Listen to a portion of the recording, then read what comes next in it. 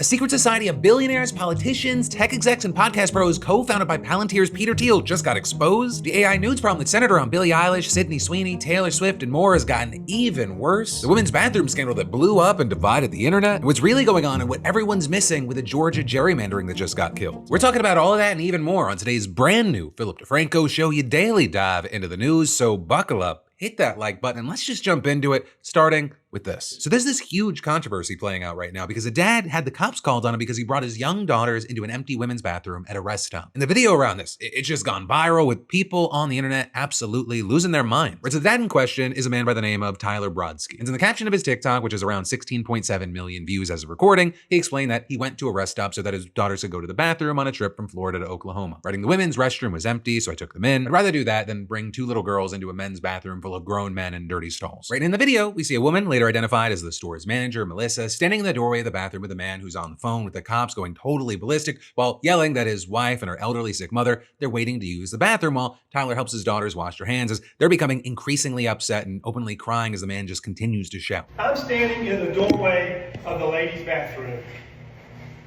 Okay? My wife, there is a man with his two little girls using the women's bathroom. She is waiting to use the restroom with her mother, who is very ill Wash your hands. and who is on oxygen. It's okay. Some of them are just immature. Also, at one point, you have the man suggesting that Tyler should have had the store's manager, a complete stranger, help the daughters go to the bathroom. And he's refusing, he's taking his sweet time. I have two girls washing their hands. You let this lady, this woman is she's a woman. She can bring her daughters in here. She's a manager of the QT. I'm their You dad. can ask her, I understand. And you don't have any business bringing her into the women's bathroom. They're girls. They go to the women's bathroom. This is ridiculous, man. I am so sorry. It's okay. And so they leave the bathroom, and as they're walking out, we see the man again still on the phone with the cops, and that is when it seems like things might start to get physical. Got a cross on the front with a gray shirt.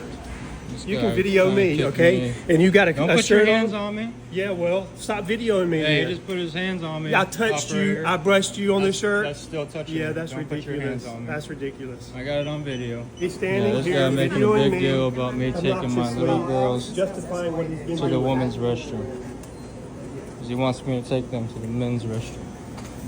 I'm just standing here. Probably a weirdo that wants to see them in there. You have the video end with a man in the gray shirt saying that the cops are on their way. Right, but that is not where it ends, because yesterday Tyler posted an update saying that just a few minutes after the man got off the phone, about 3 officers showed up. One of the officers was talking to me and the man and explained that the situation wasn't as black and white as many people may think. And they pointed out that taking two little girls into the men's restroom could be viewed just as negatively as me being in the women's restroom with my girls. So, they try to make sense of it, try to understand both perspectives. But, ultimately there was really nothing that they could do. They did let me know that I was okay, that I didn't do anything wrong. So after speaking with everyone involved, the officers talked to Melissa and ultimately asked the man to leave the store. You also had Tyler give it a big shout out to the manager, right? Melissa, thanking her for helping out in the situation and being so caring with his daughters. And he also thanked the responding officers for speaking with his daughters after this whole thing, reassuring them and ensuring that they felt safe and protected. And then you had Tyler going on to say that this whole incident, it brought something bigger to his attention, right? Saying that since his video went viral, thousands of people, they've reached out to him to share similar stories and dadding. This isn't really about one argument in a gas station. It's about the fact that girl dads and boy moms are often put in a situation where there isn't a perfect answer. Most parents aren't trying to make anyone uncomfortable. We're simply trying to take care of our children and keep them safe. As a dad with two little girls, I made the decision that I felt was best in the moment. And also Tyler, he says he doesn't want anyone to harass, threaten, or contact anyone involved. Right, saying he just hopes that that man, he's gonna come across the post, realize what he did was wrong, and prevent him and others from doing something like this in the future. And you had him ending the video by asking other parents and caregivers what they would have done in this situation. And the response here has just been absolutely massive, really on TikTok and any other social platform. Right, and for the most part, you have a lot of people just agreeing with Tyler, saying that he was in the right and he was clearly trying to do what he thought was best for his young daughters, writing things like, like. The dad who took his daughters to the women's restroom but made sure there were no women inside of there before entering did exactly what he was supposed to do. If you can't respect a dad protecting his children, then something is really wrong with you. And you also had a ton of people sharing their own experiences with needing to take their kids into opposite gender bathrooms or seeing others do the same, right? Arguing that this is a very common shared experience. But also, that was not the universal response. You had plenty of other people taking the other side, or saying that it was inappropriate for him to be in the women's restroom, that he should have just brought them into the men's room with him. You also had others arguing that the guy who called the cops, he was just trying to stand up for a sick mother-in-law, with one user writing that he could have handled the situation better, but added, in fairness, he was trying to stand up for that old lady who didn't feel comfortable going in the bathroom with that man in there. That poor old lady probably has continence issues and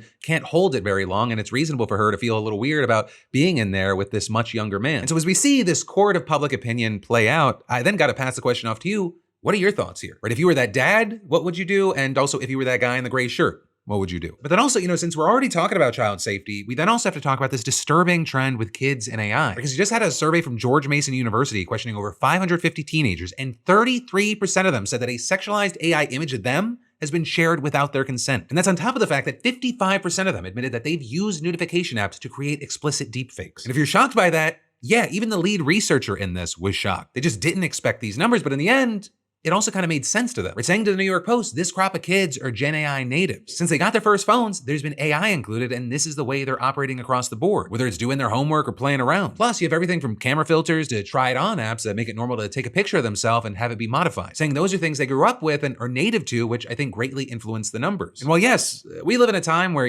anyone can be targeted by these kinds of deepfakes, they especially impact teenagers who are just at incredibly vulnerable ages. Some you see leave school after being targeted by their classmate with deepfakes. They deal with bullying. It can upend their lives. And teens, they're not just harassing their peers with this tech. Right? The Wall Street Journal, they spoke to an 8th grade teacher in Indianapolis who dealt with her students making deepfakes of her and then sending it around school and even to her own kids. They even used those images to make an Instagram account impersonating her and pretending to be an adult film star. She ended up having to switch districts, and she shared, to the middle schoolers I taught, the deep fake is real. For them, I am the teacher who was a porn star. That's not the legacy I want. But it ends up being incredibly damaging for the people that go through this. There are these images and their reputations are getting destroyed by them. But then also with this, you have people like this one lawyer telling the Journal that the teens creating these things, they may not understand the damage that they're doing to their own lives when they're making the pictures. Saying if you think about the high school boy that does this is the boy who would have had a Sharpie and drawn boobs on his classmate's yearbook picture. And now he's got a bazooka. He can go to jail. He can be on a sex offender list for the rest of his life. This is devastating for boys too. Though to that, I would say it sounds like those kids need fucking parents. I don't know, I see where it's coming from, but it just sounds very defensive of the people that are ruining other people's lives. But all of this now, it's really just highlighting something that we've seen explode over the last few years. Right? I mean, think about it generally, but also if you've been watching the show, a few years ago, these sorts of situations were kind of more niche. They were outliers. It was about like, oh, this specific figure here or there. It mainly impacted public figures. It was still incredibly wrong. It was disturbing, but it was limited. Now, like if there is a singular photo of you on the internet, you could be impacted. Though still, celebrities are targeted at very high rates. I mean, even just earlier this year, there was that whole series of Grok making this wave of deep fakes. Newly minted trillionaire Elon Musk, he even used an AI video of Sydney Sweeney to promote it. Though I will say in that case, as weird as it was, that video wasn't explicit. But then surprise, surprise, there was this crazy trend of people sending images of very well-known women to Grok and asking the app to undress them. And if not undress them, put them in bikinis or this little outfit here or there. Like if you go to Twitter, this stuff is just not hard to find, even though there was supposedly crackdowns here and there. And I will say, some stars, they're definitely more focused on than others. A lot of creepy focus is on Billie Eilish. She's constantly being targeted. The political space, AOC is definitely one of them. So even though you see things like Grok telling NBC News in April that we strictly prohibit users from generating non-consensual explicit deepfakes and from using our tools to undress real people, saying XAI has extensive safeguards in place to prevent such misuse, it seems like people have found their own ways around it. Or like instead of asking for explicit undressings, they find other ways to alter bodies and still clearly sexual in very non-consensual ways. Right? And if celebrities are having a hard time fighting against this, imagine just random teenagers, random people. And actually, some stars have tried to get creative to fight against this. Right, not too long ago, Taylor Swift actually filed a series of trademark applications in a move that many believe was made to protect against AI abuse, or which would definitely make sense. She's famously been very victimized by AI before. In fact, so much so, people forget this, Twitter had to temporarily ban her name from being searched because explicit deepfakes were so widespread. And as far as two of her recent applications, it actually covers her voice. One's her saying, hey, it's Taylor Swift, and another of her saying, hey, it's Taylor. Right, and after she did that, you had a lawyer writing a blog post noting that attempting to register a celebrity's spoken voice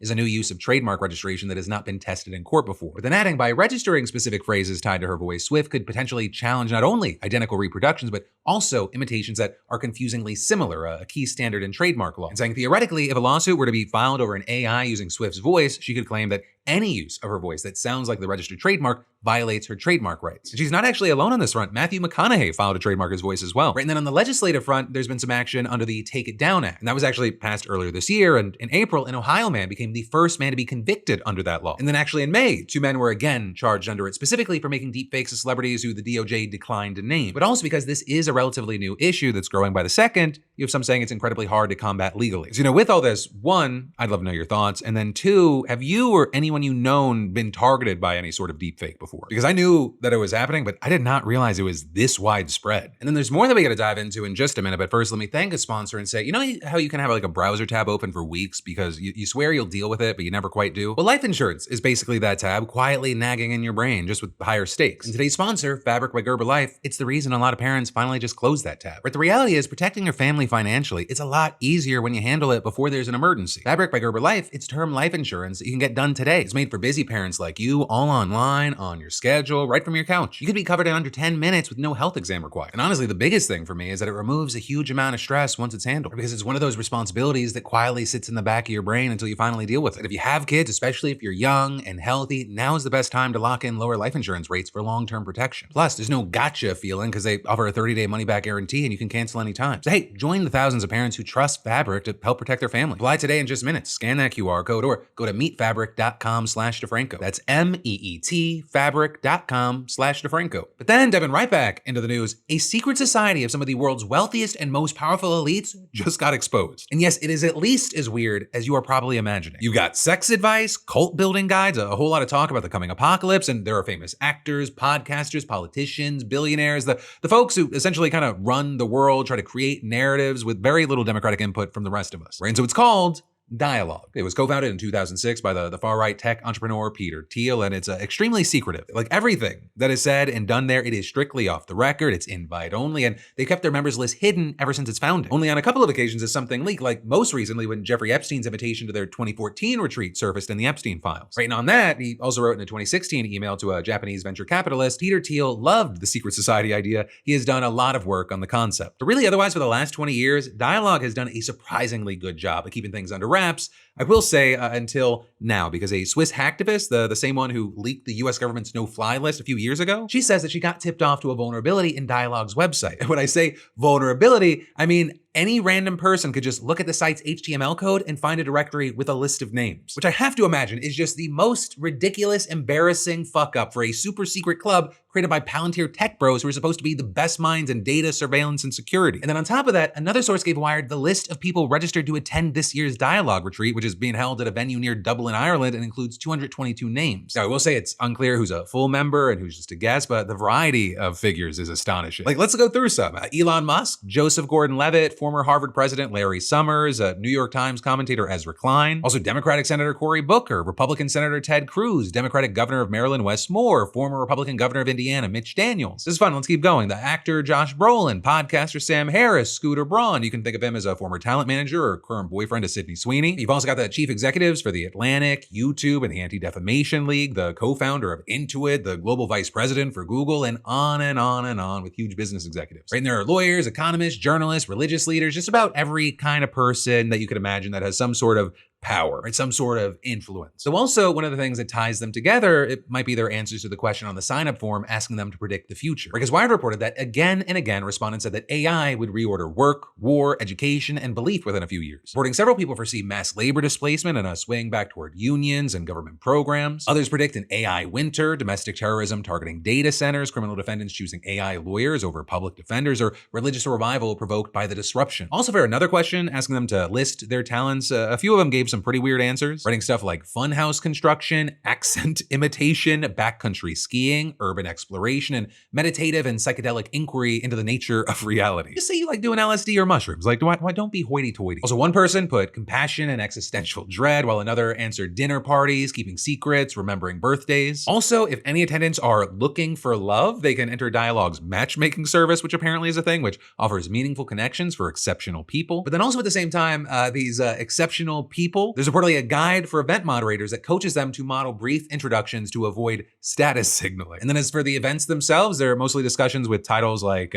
Money Does Buy Happiness, Bring Back Nuclear, Navigating World War III, Battlefield Technology, How's Your Sex Life, Build a Party, and Build a Cult. But also, in addition to the fun about either trying to fuck a hottie or fuck society, you have Wired pointing out that there are arguably some serious ethical lines being blurred here. Because not only does dialogue concentrate private and political power all in one place where nobody is allowed to talk about what is going on, it also puts business executives in the same room with the very people who are meant to regulate them. And so, for example, you've got Orrin Hoffman, the major data broker who co-founded Dialogue with Peter Thiel, listed alongside Trump's Treasury Secretary Scott Bessent and Senator Ted Cruz, who directly oversees data privacy rules. And then there's Palantir co-founder Joe Lonsdale, whose company contracts with the Pentagon, intelligence agencies, and ICE, listed alongside the Army Secretary, the general who heads U.S. European Command, and Jim Himes, who sits on the House Intelligence Committee. And reportedly, every single one of these people registered with personal or corporate email addresses instead of their government accounts, which means none of their involvement in Dialogue is subject to public records laws. And so yeah, another day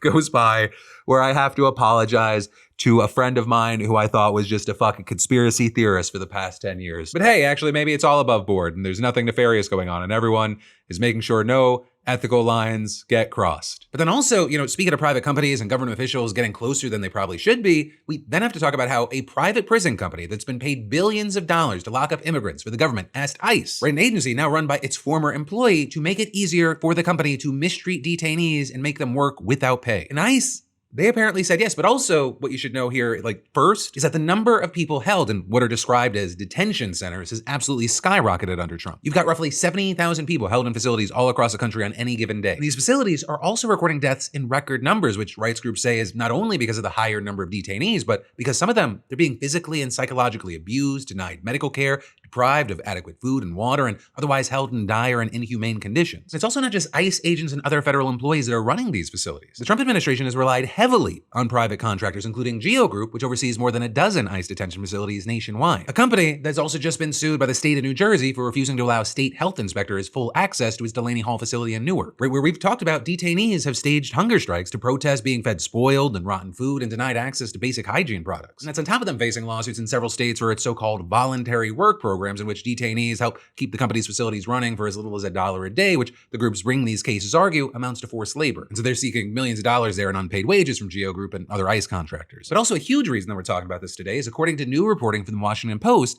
Geo Group privately asked ICE for changes that could benefit its business and support its legal position in the lawsuits that it's facing. And so, for example, they asked ICE to remove text saying that contractors needed to follow state and local laws related to the treatment of detainees. They then also asked that the new standards specify that detainees are not employees of the facilities where they work, and both of those requests were granted in new standards released by ICE this week. With several references to contractors having to comply with state or local laws having been removed, while there's also new language making it crystal clear that despite working, detainees are not considered employees and are therefore, quote, not entitled to wages or benefits under applicable wage laws or labor regulations. And in fact, the new guidelines reportedly even prohibit contractors from paying detainees more than $1 a day, even if they wanted to. And that's huge because that is something that Geo Group could use in the cases it's facing because, right, the fact that it could have been paying detainees more until now, that's an argument that's been used against the company in court. And then what makes all of this an even bigger deal, that one of the big takeaways are the extraordinarily close ties between Geo Group and some of the country's top-ranking immigration officials. We're talking about people including border czar Tom Homan and acting ICE director David Venturella. Right, Homan? ProPublica already found that a former associate of his already tried to cash in on the connection. Then there's also the fact that Homan himself allegedly accepted a $50,000 cash payment in a takeout bag from undercover FBI agents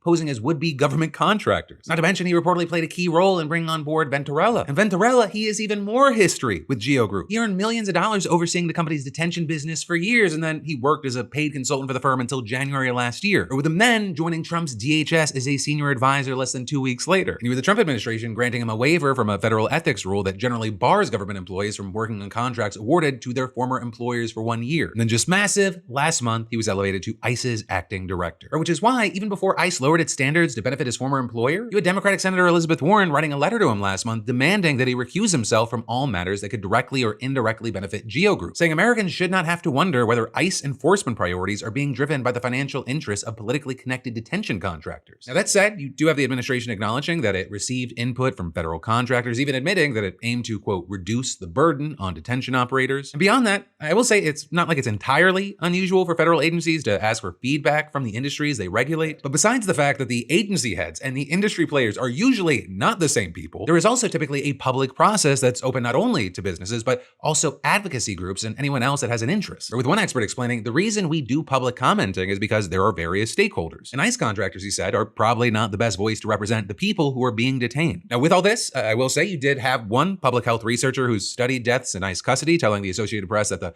new standards include genuine improvements in the realm of suicide prevention standards and mental health care. But that is also kind of trying to find a silver lining, because overall, he said that the agency is definitely heading toward weaker standards governing a growing share of the detained population. Right, and with that, you had a former DHS ombudsman who oversaw detention practices during the Biden administration saying 100% it's going to result in deterioration of already problematic conditions of detention, saying it's consistent with their general practice, which is to eliminate accountability and oversight, and adding they are not concerned with people's basic rights or the safety of detainees. And one example there is that the new standards say that the private contractors will be barred from refusing to admit any detainee that ICE sends them. And so that reportedly has the potential to keep severely ill or disabled detainees from being quickly moved to hospitals or other facilities. But, and as far as why they may want it, it could also reduce the company's liability for any deaths that happen as a result. Also, the new standards allow artificial intelligence to be used for what's described as non-critical communication or informal interactions with detainees. But then also, according to ICE, that might include giving or receiving information to or from detainees when they arrive at a detention facility and responding to their grievances and concerns. Right, so it might get used for critical communication because, as you had yet another expert explaining, detainees' concerns often include very urgent or even emergent information, such as when a patient's been denied life-saving care. And then with that, noting that the rule also leaves unclear whether assessments meant to flag medical and mental health conditions could be done with AI as well. And so yeah, ultimately, as much as we've already talked about how just alarming the conditions are with these detention centers, that does not mean they cannot get worse. And unfortunately, it seems like that's where things are headed based off of numerous relationships and some people wanting to make a little more money. And then actually, I've got even more for you in just a minute, but first let me thank another sponsor and say, quick question. What are you paying for your phone plan right now? And not a rough guess, like the real number, right? Because if it's over $40 and you're not exactly sure why, this is for you. Today's sponsor, Mint Mobile, is your next wise financial move. They offer premium wireless plans starting at just $15 a month. I mean, I feel like use my phone to ignore calls and send memes. And at some point paying $80 a month for that, it starts to feel insane. And Mint, they use the nation's largest 5G network, giving access to 5G coverage that reaches 98% of Americans. Instead of forcing you into some bloated plan that you don't need, you pick exactly the amount of data that actually fits your life. 5 gigabytes, 15 gigabytes, 20 gigabytes, or hey, unlimited. You can bring your own unlocked phone or get a new one through Mint, and your number comes with you. Switching, it's shockingly painless, and you can sign up and activate in minutes with eSIM from basically anywhere. And honestly, switching, it feels less like changing carriers and more like escaping a financially abusive relationship, which also probably explains why 96% of Mint users rate themselves highly satisfied with customer care. Plus, every plan comes with a 7-day money-back guarantee. So stop letting your wireless bill break your bank. If you like your money, Mint Mobile's for you. Shop plans at mintmobile.com/DeFranco or scan that QR code. Again, that's mintmobile.com/DeFranco. But then, diving right back into it, our final block of more news you need to know. Let's start with Vice President J.D. Vance going on The View. And it went kind of how you'd expect, because while he was there apparently to promote his new book, he also ended up facing a ton of questions about immigration, Epstein, racial tensions, a lot. And for many, they see Vance as being one of the last people they expected to sit down on The View, because in general, they haven't had, let's call it the best rapport with Trump's team. The Federal Communications Commission has even investigated the show for possibly violating equal time requirements. And yeah, they've had plenty of Republican voices at the table, but they're pretty left-leaning with voices like Whoopi Goldberg and Joy Behar. And while he did get a few questions about his book, which he said is actually way less political than we might think, he ended up facing questions like, what did Black people do to this administration that has allowed it to really stigmatize folks of color? As well as you talk a lot about your Catholic faith, but the Catholic faith says we take in immigrants. How do you justify both things? As well as why haven't we seen the release of over 2.5 million additional Epstein file documents? And as far as his responses, he said everybody's welcome in their political coalition. He justified his thinking around immigration as saying that his faith allows for borders and the right to protect them. And then as far as Epstein, he claimed that the administration isn't holding anything back as far as the files that they've been able to release. But there, and in several places, you had a lot of groaning and eye rolling. There were people saying, come on. And so then with that, a lot of the conversation then turned into him defending Trump and the decisions that the administration's been making in his second term. And there he claimed that one of the things I underappreciated about Donald Trump is that so many of the things that people said about him weren't actually true. And in general, I don't think this actually moved the needle for anybody, but at least for Vance, it probably served the purpose of his audience of one performance, publicly defending the president against his perceived enemies and maybe lining something up for 2028. Also, regarding Trump, yesterday's primaries proved that once again, his endorsement is the gift that keeps on giving unless the Republican running against Trump's pick spends $100 million of his own money on his campaign. Because that is exactly what happened in my home state of Georgia, where billionaire businessman Rick Jackson won the Republican primary runoff for governor, taking out Trump's candidate, Lieutenant Governor Burt Jones, making Jones only the second Trump-backed candidate to lose a Republican primary for governor this election cycle. And that stands out for a number of reasons, because after Trump's loss in Georgia back in 2020, he really started leaning into denying the election. And then on a similar note, you had State Representative Tim Fleming beating out staunch election denier Vernon Jones in the primary vote for Secretary of State. And while Fleming, he did say that he felt that there were some irregularities in 2020, he also said during the race that he wasn't running on conspiracy theories. So take that as you will, especially because it might have helped his case, because the hard election deniers, they were having a tough time with this one. And then on the other side of all this, as far as the Republicans, you had Jackson being seen as kind of more of a political outsider in the race. But also, it's politics. Money talks. Get your face, your name, whatever messages, good and bad, out there that you want. So he was able to get the win for himself. Tonight, we did more than win a runoff.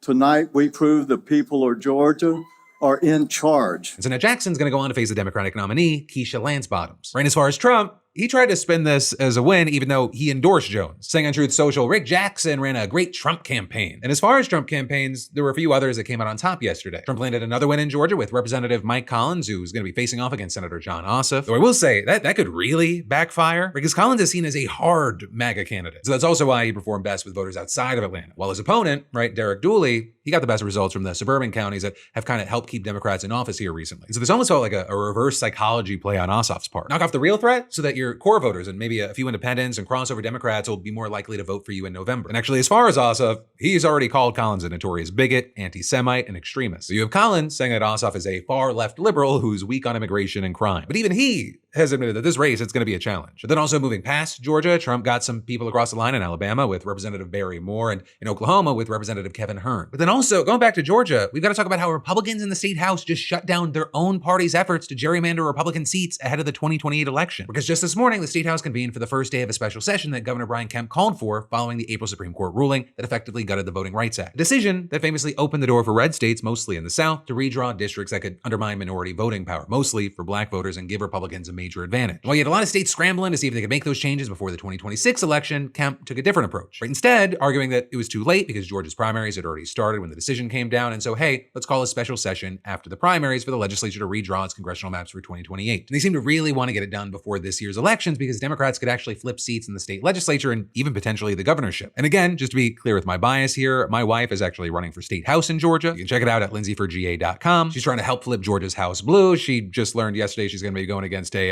essentially rubber stamp Trumplican. And given how bad the Republican electeds have been performing and what they've been focusing on, there is a chance to flip what should normally be a red seat. But as far as the gerrymandering, the redistricting, you had some Republicans reportedly raise concerns ahead of the special session that a redistricting effort could backfire and just energize Democrats even more this November. And to that point, the plan had drawn a ton of backlash. Right, among other things, you had faith leaders and voting rights groups marching to the Georgia Capitol this morning, while civil rights and labor groups held a news conference. You had black political leaders painting this session as a blatant attempt to erase black majority districts and roll back decades of progress. But then today, House Speaker John Burns wrote a letter to Kemp informing him that the chamber will not be redrawing maps during the special session. And in that letter, which was signed by members of the Georgia House Republican leadership team, Burns specifically argued that the lower chamber's sole focus would be on the policies that matter most to Georgia's future. And writing the House has always conducted redistricting with considerable time for public input and with careful attention to constitutional requirements in the interest of every Georgia community. With them then going on to note that they still do not understand the scope of the Supreme Court's ruling and that there are pending cases nationwide about the impact of that decision. That includes some that involve Georgia's current and previous maps. But then he also went on to say that Republican lawmakers are confident that Georgia will prevail in the pending appeals and look forward to receiving additional judicial opinions to assist us in our future map drawing efforts. And so to that point, it is still very possible that Kemp could still call another special session just later this year. And if Republicans, they get totally destroyed in the midterms, they might be more willing to try and pass new maps before new electeds take office. Right, so today, this is absolutely huge news, but it really, in my opinion, shouldn't be seen as anything other than Republicans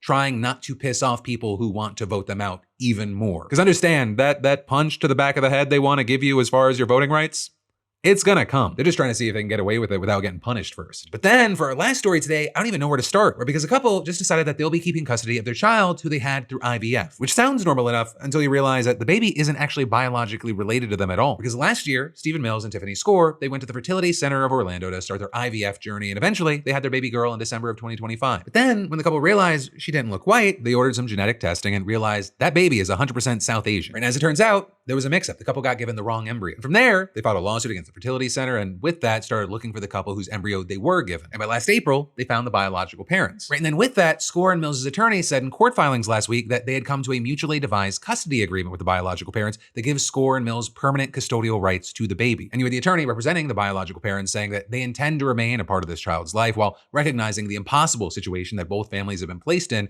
through no fault of their own. And then as far as, what's going on with the fertility center, yes, they've faced legal and financial issues from all of this, but then also from another case where you had a woman suing them for allowing her to be a surrogate for her cousin, or they're claiming that she didn't fully understand what she was signing up for because she had a long history of severe mental illness. And so probably not the most shocking news, they announced earlier this year that they would be closing down. But that, my friend, is the end of your Wednesday dive into the news. But this also doesn't have to be where it ends, because it's Wednesday, which means I also just dropped a brand new episode of my podcast, Crashing Out with myself and Alex Perlman. And I'll be honest, if this is your first time watching it, might be a little more off the walls and spicy than usual, but great watch. But no matter what you do, thank you for watching. I love yo faces, and I'll see you right back here tomorrow. The president held a cage fight on the south lawn of the White House. There was a 92-foot steel structure called the Claw. We live in a fucking circus, Phil. We're clowns, boy! If you go there, you're co-signing, at least to some fucking degree. We have a series of pyramid schemes stacked on top of each other. No! I won the ability to give away $1 million. Bitch, we just lost a war. We just lost one. Historically, most people stop caring about a new war 45 days in. Big titty mecha Hitler is a real thing. It weirds me out that everyone forgot about it so quickly.